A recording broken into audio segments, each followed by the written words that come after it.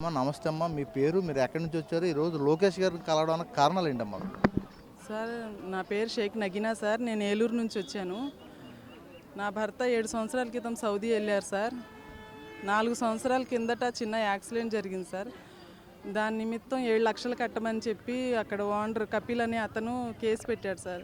ఆ కేసులోంచి బయటికి రావాలంటే 7 లక్షలు కట్టాలని అని చెప్తున్నారు సార్. నాకు 4 సంవత్సరాల కిందట ఆ కేసు అయితే ఎప్పుడు పడిందో అప్పటి నుంచి అతనికి ఉద్యోగం అక్కడ డ్రైవింగ్కి వెళ్ళారు సార్ ఆయన. అక్కడ ఏం పని లేదు సార్. నేనే పిల్లల్ని చూసుకుంటా వచ్చాను సార్ ఇప్పుడు దాకా. నేను లోకేష్ గారి దగ్గరికి వెళ్ళాను సార్. వెళ్ళి లోకేష్ గారికి చెప్పాను నా బాధ.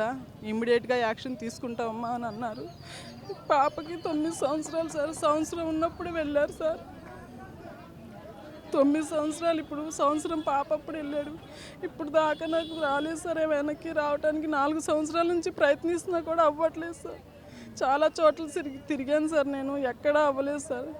దయచేసి లోకేష్ గారు నలుగురు ప్రాణాలు కాపాడినట్టుంటుంది సార్. మీరు పిలిపిస్తే నా భర్తని నా దగ్గర చేర్చండి సార్. నా పిల్లల్ని నా దగ్గర.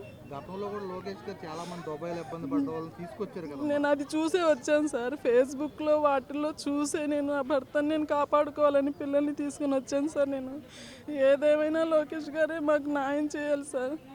చిన్న పిల్లలు ఉన్నారు సార్. నాకు ఎవరు లేరు సార్. లోకేష్ గారు ఏమన్నారు మాట్లాడారు సార్. నేను ఇమీడియట్గా యాక్షన్ తీసుకుంటానమ్మా, మీరేం బాధపడొద్దు, నాకు చెప్పారు కదా, నేను ఎమ్మటనే యాక్షన్ తీసుకుంటానని అన్నారు సార్. నా మీద, నా పిల్లల మీద దయతలిచి నా భర్తని నా దగ్గరికి తీసుకొస్తే చాలు సార్. అక్కడ ఏమన్నా అరెస్ట్ చేశారమ్మా? అరెస్ట్ ఏం చేయలేదు సార్. అక్కడ ఒక ఇంట్లో ఉంచారు. ఆయన ఫ్రీగానే ఉన్నారు సార్ అక్కడ. కానీ వెళ్తుంటే వెనక్కి పంపించేస్తున్నారు సార్. రానివ్వట్లేదు. కేసు ఉందని రానివ్వట్లేదు సార్. పాస్పోర్ట్ కూడా అతని దగ్గరే ఉంది. లేబర్ కోర్టుకి వేశారు. ఆయన వేస్తే పాస్పోర్ట్ ఇచ్చేశారు.